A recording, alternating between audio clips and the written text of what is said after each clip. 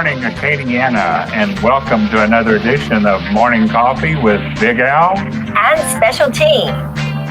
We're happy to be coming to you from Cypress Street Radio, AOC Community Media's streaming broadcast. Look for us every day of the week. Our 8 a.m. show will start your morning off right. That's right, in a good way. Not right as in radical right. We bring you good ideas, good pastimes, and who knows what else. With a progressive flair. Yeah. Our 7 p.m. stream is a great backdrop for decaf and peace of mind. So whatever it is that you like to drink while you're listening to our show, go and get it, come back, sit down and enjoy our show. And we hope that wherever you are, you can sit comfortably. And if you don't have any AOC, maybe you can use one of these. Yeah, there's definitely some people without AC here in the area. I know, and our heart goes out to all of you. There are groups that are assembling to help out with crisis management, and we've got some what you would call service, nonprofit groups that are assembling right now. I would think that the Cajun Army may be helping with the search and rescue along with our public safety folks. But at any rate, Lake Charles took a big hit. Oh, yeah. And I think you have some personal stories about that, Al. Is that correct? Well, I have family in Lake Charles, and I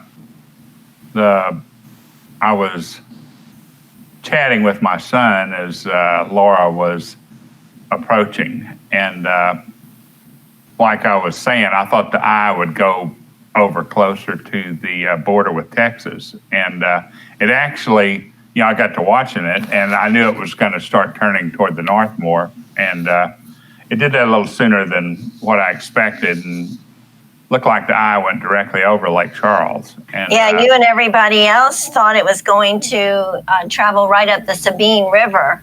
Right. Which would have pushed all that water up, that way. And there was still was some, at the very last minute, I got a report that the 30-mile storm surge parameters were moved up to 40. And I had just done a directional tracking on one of the digital services for, how far it is to a certain area. And I did my address to Intercoastal City. I figured that was a good,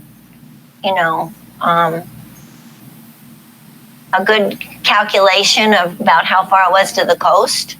Yeah. And it was like 37 and a half miles. Okay, so I thought, okay, well, I'm safe. And then they come up with that 40 thing, and I'm going, and so I really start watching the rain and, kind of. Well, they really, and I don't know because I haven't seen the map of what the actual storm surge was. I saw projections, beforehand, but they were really hyping that, the unsurvivable storm surge. Oh, I know. I never heard that before. Yeah, it's definitely, it got me worried, honestly, because I know how, I know what the elevation over there in Lake Charles is. And, we're over twice as high, above sea level here, in Lafayette area than they are in Lake Charles. And, plus, the winds, that was a serious hurricane. 100 miles an hour, that's nothing to take lightly. Right. Well, it was scary. It was scary. And then once the storm actually got to where it was on landfall for Lafayette, it was like the service, this weather service, the National Weather Service, the phone started going crazy with all the all the warnings. You know, Well, the warnings, the watch, the warning. Look at here, I got a new microphone. Yeah. You see that? Yeah. Yeah, I got all kinds of tornado alerts, you know. Did you go and find a safe place in your area that you would not be subject to flying glass and wind? Well, you know, I figured my house was reasonably safe, you know, considering, Right. You know, it's pretty good ways from Lake Charles, and I think, you know, I'm guessing. Yeah, but tornadoes aren't based on the center of the storm at all. A tornado has its own center. So yeah, it doesn't matter if you're far from Lake Charles or not. They had tornadoes over in Mississippi. Yeah, but I don't have a tornado room. You know, A what? A tornado room, a safe room, you know. Well, I really don't now either. I did have one. Would you please move? We have a little show off here. Yeah, I had a safe room that had no windows in it. Actually, I had two of them. But this one, I don't really have a safe room. I have a hallway that if I shut the doors, I'm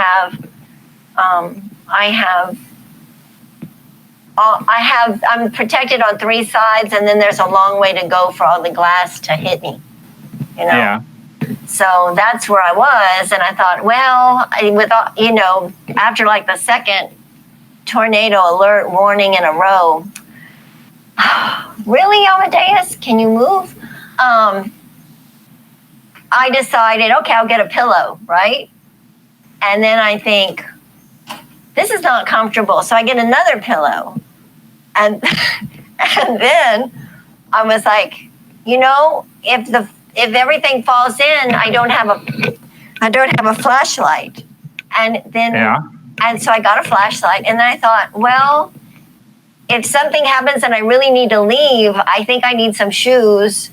It would be better for me to have my blue jeans on than my pajama shorts. Yeah, that would probably. So I put my blue jeans on, and then I thought, you know, I might need keys. I would need my credit cards and my purse, and then what else did I decide I needed? Keys to the car, flashlight. And then I thought, I might need important papers, and I thought, well, at least I know where they are. And I did fall asleep on the floor for a while. And I woke up. I woke up. I was so uncomfortable. I decided that if the walls and everything were going to fall in, I wanted to be comfortable. So I said, to hell with it. To heck with it. I'm just going to go to bed in my bed where I'm comfortable in the last minutes of my life. Did you have any dreams of Steve Martin and the Jerk where he was leaving his apartment and said, well, yeah, that's all I'm going to take. And then he got out, well, no, I think I'll go get this. And then did you... I did not see that show, but it looks like that might be something I should put on my schedule of movies that I have to watch so I can get a good laugh. Yes, you definitely need to see that. Maybe. And what's the name of it? The Jerk. The Jerk. Oh, Lord. I don't like that.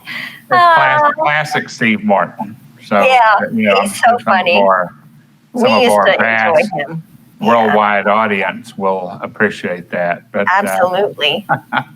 Especially, being as he's based in the great United States. Oh, yeah. Well, anyway, there are groups that are going to be out there trying to help folks that are in Lake Charles and beyond.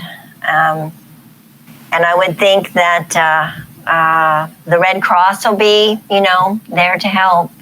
They usually set up almost like a operations center where people can donate things. Some people lose, so much stuff. I don't know if any tornadoes hit. Did you hear anything in the news about tornadoes actually swamping house? I didn't hear about any specific incidents. I mean, I finally determined, where some of the tornadoes were, sighted or whatever. And actually, my next door neighbor said that she went outside. I don't know, maybe it was 1 or 1:30 in the morning here. I mean, I forgot exactly what she said, but she said that she heard a tornado, very close. And so I didn't. I mean, I was sleeping by then, but tornado, unless you have, a room, and I mean, that's the law in Oklahoma. I mean, you have to have one in your house. I mean, because they're, tornado alley, but right. I mean, concrete walls, I mean, reinforced to where, it can take the house out, but that little safe room or tornado room or whatever they call it, will remain intact. Right. And, but, nobody's got one of the, well, I say nobody. I would imagine there's only a handful of people that have anything like that around here. But, if you get in an interior room or closet or something like that, that could help a little bit. Yeah, there are homes, believe it or not, there were homes around the university that actually had basements. And that, I think, was a big mistake, because with all the flooding that we do, those basements end up staying so moist that they're just ripe for mold and stuff like that. Yeah. And then when it floods, guess what? Yeah. You have a swimming pool under your house. Well, it's definitely, this is not really basement country. Absolutely not. So if you've got one, you may want to fill it with some sort of inanimate cement-like material. Yeah, that would be one solution. I don't know. I know there's a couple of people I know of that have a basement, and I mean, if it's done right, it can work, reasonably well. But it's definitely, there has to be, a system for drainage and pumps and exactly, all that kind of stuff because the water table here is, you dig a basement, you're going to be in the water table pretty much. Well, there was a house. It was an old, like a Victorian home. It was on the corner of like University and Lazier, right across from the university. Mm-hmm. And it had a basement. And I think they sold it for a lot of money to the university. I don't know why the university paid as much as they did, but maybe just because they thought the land was worth that much. To have it right across the street on Johnson, so. It could have been some kind of buddy deal, Could have been too, It seems like, that kind of goes on, as we know so well from the way things have been going lately. And that does seem to happen. Yeah, high circles, you get away with murder. Yeah. Oh, speaking of, we've had an awful lot of that lately, haven't we? Yeah, it's seemed like there's a bit of an uptick. I'll tell you. I don't know. To me, there seems like there's reasonable things that I think need to be done as far as guns are concerned. I don't think that, we need to go and grab all the guns and have a purging like, that they do in certain regimes of literature. They have the big bonfire book burnings, of anything they don't like. I've been watching kind of a documentary on Trotsky here lately. And it's, and getting back to the gun thing, I mean, there's so many guns here in the United States that you hear all these things they want to do and this and that, and it's not really addressing the problem. I mean, Right. You have. Go ahead. No, go ahead. You weren't talking. No, I was going to say. I mean, I think basically it amounts to power, and unfortunately, sometimes you get these kids that are, more often than not, and I think almost every occasion, they're either on or been on some kind of psychiatric medicine and antidepressants. Right, and they go, for whatever reason, and want to, do all this damage. Of course, I mean, and just recently, within the past few days, I mean, you have the kid up there, and the self-appointed militiaman. I guess, I mean, killed 2 people and, walked right, went and started talking to the cops or whatever, and I know, and then there was another person up there that I don't think he was killed, but he was paralyzed. Yeah. So that was the start of the big thing in Wisconsin, when the father who supposedly had just, gone and broken up or de-escalated a situation that was more or less domestic. Yeah. And he really wasn't a part of it except for trying to help, is what I've heard. Yeah. There could be some pushback on that, but yeah, he was a family man. He had his kids with him and everything. He goes to get in his car with his children there and ends up getting shot many times, and is now in the hospital and very likely paralyzed. And so his father has made an outcry about that. I mean, if it was my child, I would be incensed, absolutely. And there's videos, unfortunately they didn't have, you don't realize when something's going to happen, but when you see the police start gathering, that's when you're like, oh no, here we go again. I mean, hopefully there's a lot of videos out there that don't show anything. We don't see those where the police actually act like they're supposed to. But these guys who, get trigger happy, and that's the only thing. And I have a friend who's like, and I agree. I mean, why, so many times, okay, this guy didn't die, but so many times they shoot to kill.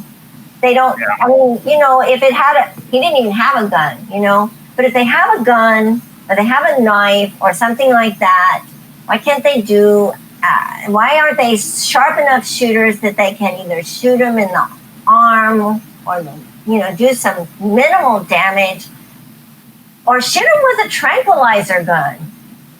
Well, they've been overreacting. I mean, we had that happen around here. I mean, you don't have to execute somebody.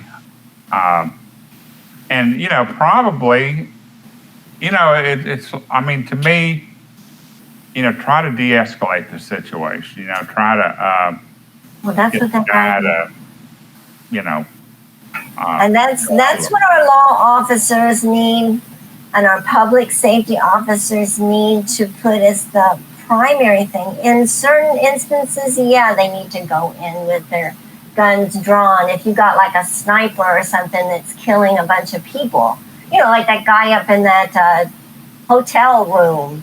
I mean, they should have stormed that if they, but anyway, I just don't know. Another story. I just don't know. Or they could boycott the NBA playoffs or something. Yeah, they could.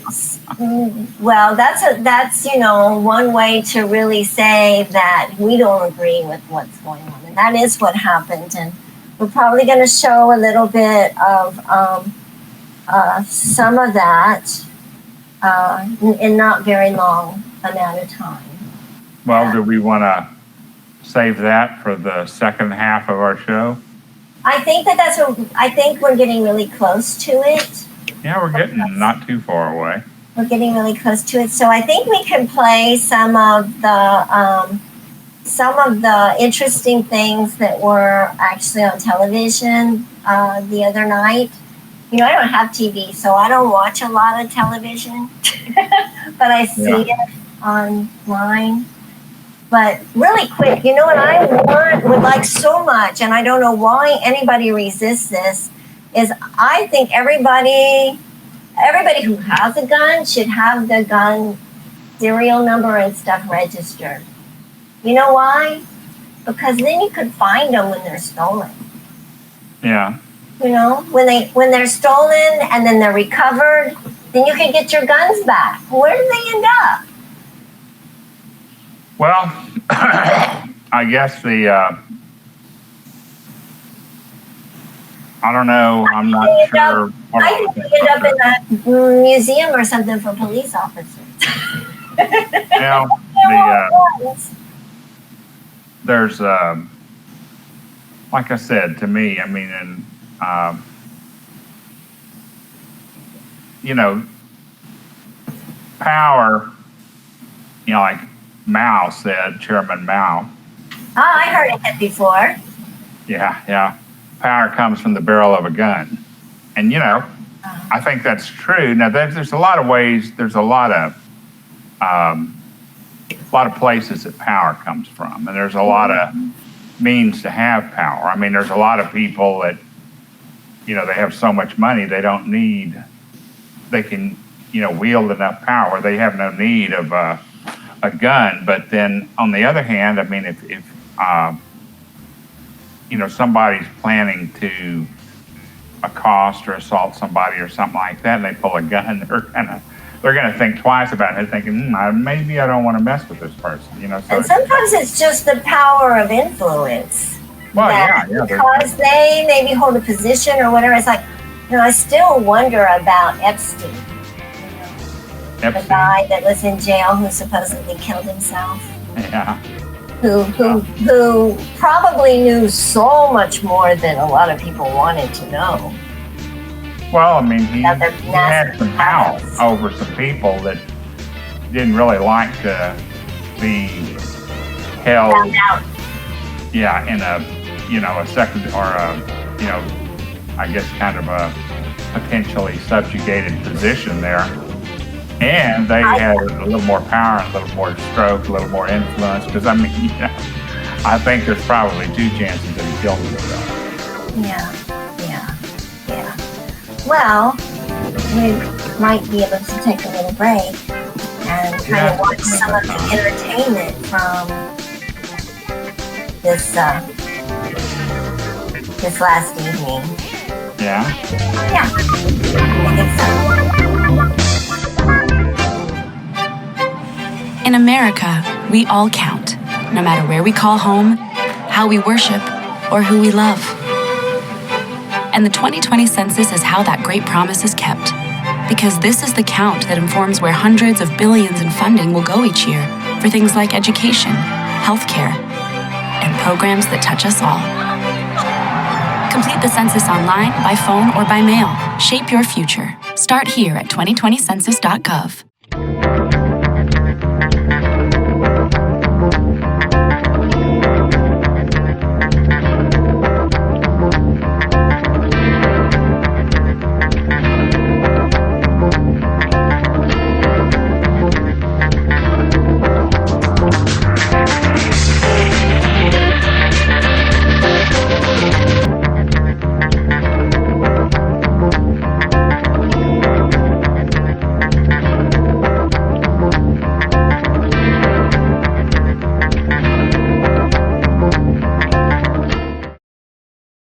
Behind every 2020 census taker's mask is a friendly neighbor.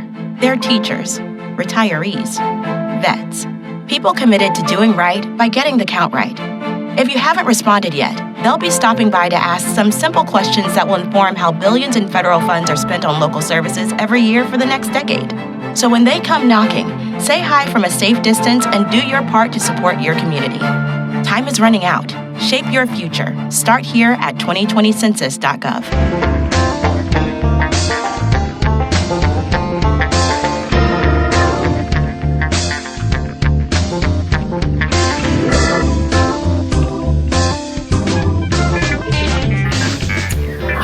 Well, we hope you enjoyed that and it opened your eyes a little bit to what's going on in the sports world with regard to sports and politics and caring about your fellow man. Yeah, I personally, this goes back to Copernic to me, as far as the taking a knee. I like the good old days back, in women's figure skating when taking a knee really meant taking a knee. But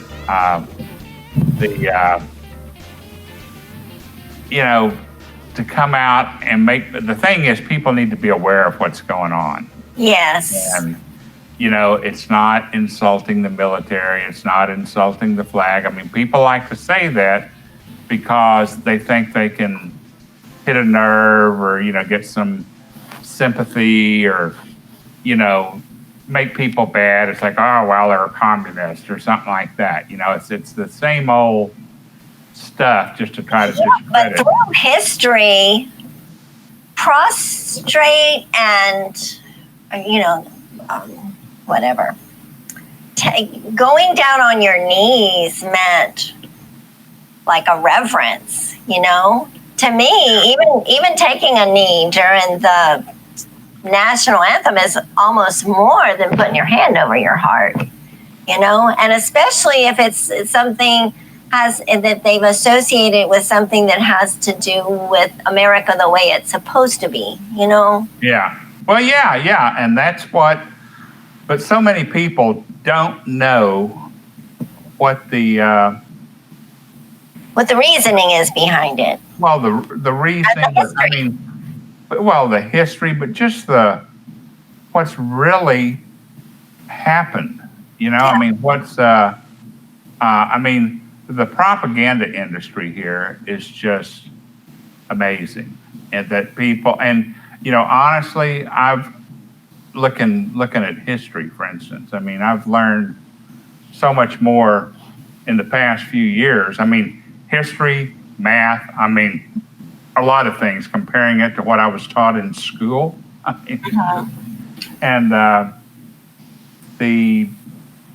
everybody needs to get together so everybody can have a good life, and that's not even bringing up the ecological disaster that's knocking on the door. Yeah, man. And that's a big one. Yeah, kind of like life on Earth. It's kind of something that should get people's attention. There's some really interesting science studies and discoveries going on right now that may actually do some good as far as being able to project and maybe devote attention to areas of where these ice shelves are falling off and breaking up, Yeah.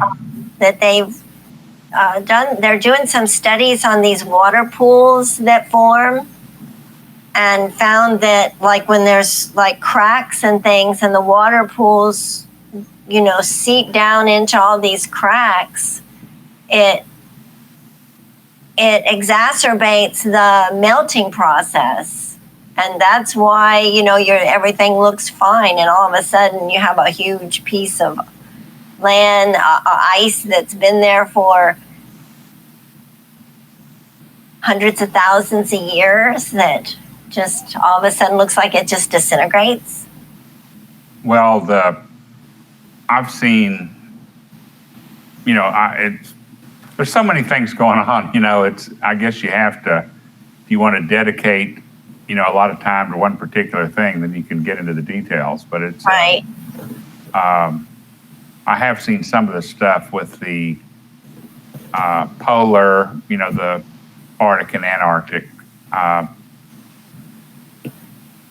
ice cap Of coverage. course, the ideal thing would be to, make it where things cool off a bit. But in the meantime, as these things break and fall off into the water, it has a direct effect on the sea level, Well, the sea level is one thing, but the flow, the current flow in the ocean, that's a big thing. Right.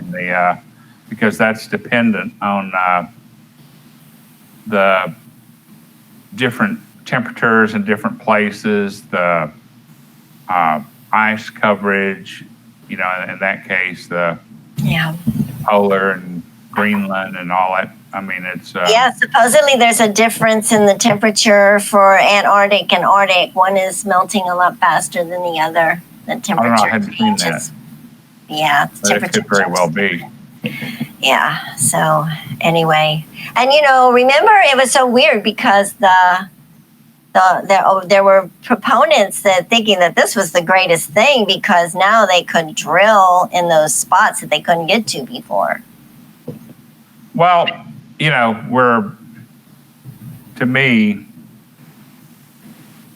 to use oil for a fuel source, it's not really, right now, right at today, I would say it's still necessary. But there's so many good alternatives that are being phased in, and so many. Somebody's not happy. My baby's crying. Oh my goodness! Stop it! Believe it or not, that's a cat. Yeah, I could believe that. Yeah, it is. I've seen it. Yeah, he's the one that looks so grumpy. Here, now there's a dog. Oh my gosh, all my animals. Hold on a second. We're going to do a little number here. Okay, y'all. Hold on. What is it? Don't tell me. Stop. Don't tell me. Okay. Well, we'll be hold the taking a bit of a break here to allow for some technical issues, but okay, I think they're all right now. But we should be rejoining in full force here shortly. In full force, in just a second. Yeah, that's usually a sign of disaster. Oh, really? Oh, yeah. It's like, yeah, usually, but I think it's okay now. Well, that's good. I'm glad you put the fire out there. Yeah, I think we're gonna have to have that as part of our entertainment in the middle of our show. We have to have a preview to show the grumpy cat that made that horrible noise. He does that in the middle of the night sometimes. And I'm like, really? what? Yeah, it's so weird. And he's like what, 15 years old? And he sounds like a baby. I don't know. I'll have to take your word for it on his age, but yeah, I know. But here we are back. Here we are. We're back again, and we were talking about global warming, actually. And there's so many. That's one of the. That's actually one of the platform issues about actually, taking advantage of that, the massive number of opportunities for new jobs and research and everything else that we can utilize, and at the same time prolong the future of the planet, but also make everything better for people. Yeah, we could be doing all that right now. Exactly. Instead of going backwards and, just trying to upset this thing about a civil race war. Have you seen that? I mean, that was, the first time I ever heard that, it was Charles Manson Well, that's what I was just thinking. Crazy man who killed those people in California, who's in prison for life, let's hope. I think he died. Oh, well, he was in prison for life. Yeah. And very, very demented individual. I mean. Yeah, he was a little bit out of the norm, for sure. Yeah. Man. And here we have, this racist militia that does awful things. I'll tell you what, it's a mess. Yeah. I appreciate all the kindness that is, I think, probably more widespread than certain individuals would want us to think, that have a mouthpiece to the United States of America anyway. Yeah, just to clear that up, he died in 2017. But I mean, that was part, it seems like, if I recall, that was something he wanted to do, was start a race war. Mm-hmm. That was his motivation. And I think that there's some folks here who have somehow embraced that same demented idea, and that's what they are trying to broadcast in certain circles. So I think that's not so good. I really had something else I wanted to say, but yeah, I can't remember. Well, the demographics, if you look at the demographics over, say, the past 100 years, they've changed considerably, but, I mean, it's... We just need to get everybody out to vote, that's all. And if everybody votes, then it would be okay, as long as the Electoral College doesn't try to flip stuff. Well, that, not to mention the post office. Yeah. Yeah, well, I mean, it's amazing to me. I mean, that was a pretty slick move. Yeah. But, it's incredible. And, as the population here, as part of the population here, as, a United States citizen, I think we kind of have to look at our own responsibility for what we've allowed to happen. Yes. And granted, we don't know about a lot of stuff until, I don't know how much damage was done to the post office before we even heard about it. Right. But, that's well, they had that visual where they had all those mail boxes, the ones that are out on the street were like all just piled up like so much rubbish. And then these sorting machines that are, very expensive were put out in the weather, which, that's just negligence. So, and if the guy that was at the head of it had no idea about it, then who was it who made that decision on a local level? Yeah, I doubt it was the local manager at the local post office that said, let's just throw this away.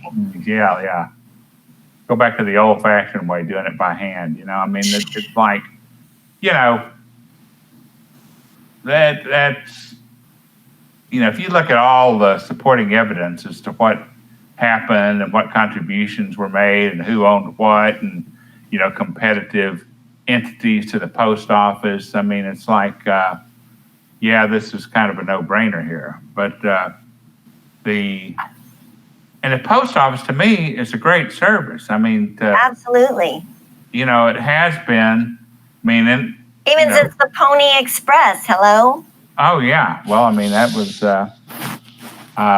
maybe the guy has some investments in horses and he wants to go back to that. I don't know. But oh, no, it might work.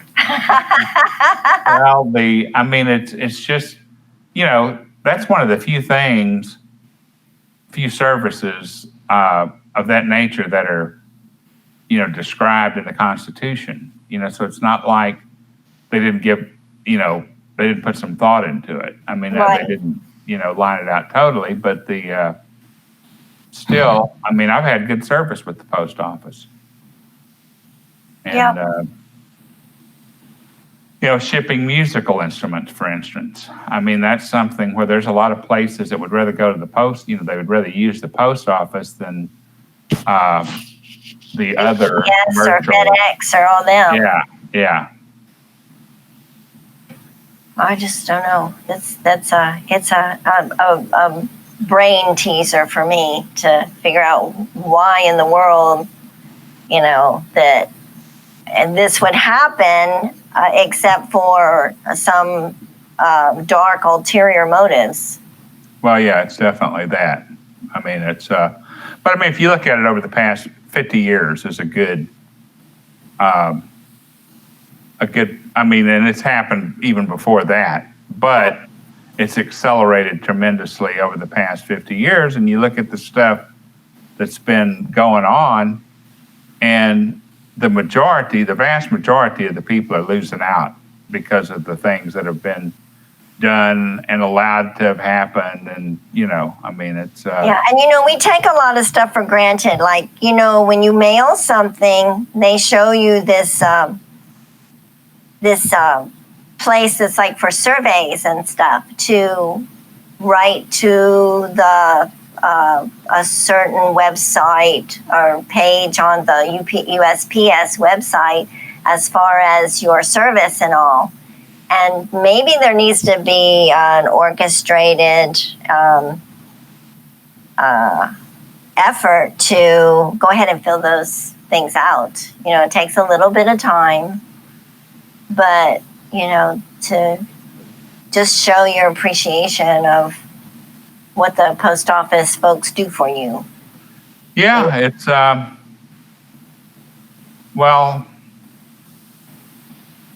that I guess it kind of came as a surprise to me, the post office thing.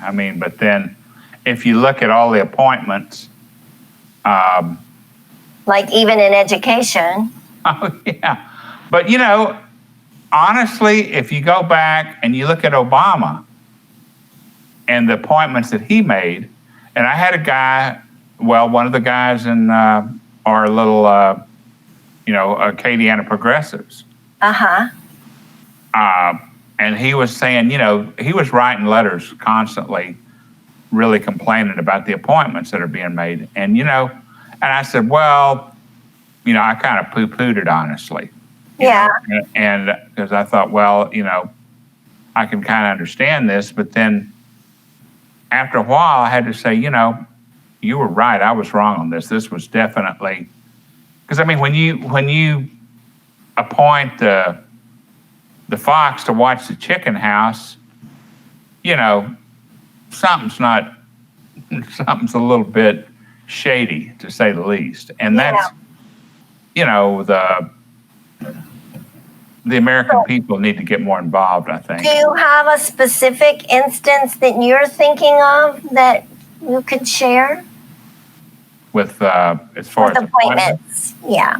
You talking about in this administration or the previous, or previous administrations?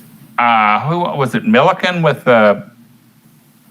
I forgot. What financial. But it was basically some of the people in that helped with the savings and loan crisis, the bank bailout business. And that if you look in that, there's a documentary that's come out called The Con. And if you look, it's more, it actually even surprised me at how much more extensive and how much more things went on. I know this is kind of a general way to put it, but when you think, some of these things were kind of bad and all that, and then you look at it and see how it was orchestrated, Yeah. and the outright fraud that was committed. And nobody, or at least people don't have time, or didn't have time. Maybe after COVID, we have time to kind of look and analyze things more. But I would say that for the last 15 years, maybe, that we have, as far as an economy, gotten to the point of where we make it almost impossible for people to have time to evaluate a lot of these things that go on, because we're part of this rat race running the treadmill of work, where our source of information even comes from the corporation that we work for. Yeah. I mean, it's They're definitely. like, don't do this, do this. I mean, they are almost like when the church gets in there and starts telling you how to vote. Yeah. And, you think, well, this is how I, take care of my family and everything. And so, I need to, but people need to take it upon themselves to look beyond being led by the nose. Well, this goes back to Reagan. I think it was probably a key turning point in the Fairness Doctrine, where if you have somebody come out and say, well, it's really like this, then you have to provide equal time for somebody else to come out and say, no, that's not really like that. It's more like this, because otherwise, it's like the people getting foxified. Yeah, there's a new book out, interestingly enough, that talks all about Reagan. It's called Reaganland. It's just been issued. It sounds like an interesting book that goes over all the politics of his election, talks about Jimmy Carter and the things that happened there, and the things that Reagan did during his time in office. I had somebody who met him who at the time was a Democrat, and they said that at some point in Reagan's, he was an actor, and so he was able to just present things that really weren't true either, and just grin and not even have to lie. He just charmed people. So, but that might be a worthwhile thing to put on a reading list. It's called Reaganland, I think. I'm going to be looking for it in the library. He was charming. I have some pictures of him. Yeah. That there's nothing wrong. To have a good stage presence, or, however you want it, whatever terms you want to use. That's nothing wrong with that I can see, because I've been around people. Right. But there were some things that he did, maybe thinking that they were okay. There were issues that had to do with mental health and the facilities and things, but he sort of pulled the bottom out as far as that was concerned, and ended up, with a lot of homelessness. And that's why I think that the law enforcement and stuff have had that fall into their lap, because we don't have the facilities like we used to have to address that. And here we are, talking about changing the law enforcement to be funded and not the law enforcement people, but to have like some sort of arm within what's considered looking after the population that has a background in sociology and psychology and mental health and all these things, so that it's more compassionate and not, just a thing where it's like wartime response. Well, this gets to the whole basic problem with the system. And, it does. When you get to the, who can we make a buck on it? It's like, are we going to pay? Are we going to have to pay, pay to have these people, treated? Are we going to throw them in jail? Are we going to try to rehabilitate them? And who can make money off of it? Well, let's see. I got some friends. And that ought not to be the motivator. I have a friend who said that the new priests of the modern era is the accountants. Well, that's some truth there too. The bean counter. I know. It's really odd. So. Well, when the priorities have got, the corporate influence. Just like you're saying about the news, there's 6 corporations that, pretty much dictate the mainstream media news. I'm sure maybe you've seen it. Maybe a lot of our worldwide tremendous audience here has seen this came out maybe within the past year, but maybe it was a year ago or so, maybe a year or two. But when everybody had this little canned, all these different news places, there was. They almost said the same thing. They said exactly the same thing. It was right off the script. Except for us. So you need to come and listen to our show because we are not mainstream, but we do talk about what we think. And while it may be not the most expert source, you can depend on it being from our heart. Da, da, da, da. That's the way it is. Yep.